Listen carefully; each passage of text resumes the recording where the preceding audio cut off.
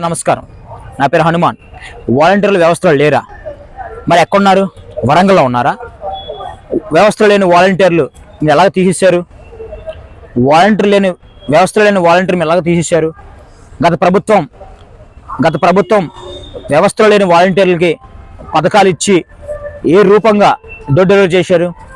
వ్యవస్థలో లేని వాలంటీర్లని మీరు ఎన్నికల్లో 10,000 ఇస్తారని హామీ ఎలా చేశారు? వ్యవస్థలో లేని వాలంటీర్లకి మీరు హామీలు ఎందుకు ఇచ్చారు? 10,000 జీతం ఇస్తానని చెప్పి ఎందుకు మీరు ఎన్నికల ముందు ప్రచారం చేశారు? పవన్ కళ్యాణ్ గారు, ఈ సినిమా యాక్టింగ్లో వద్దు.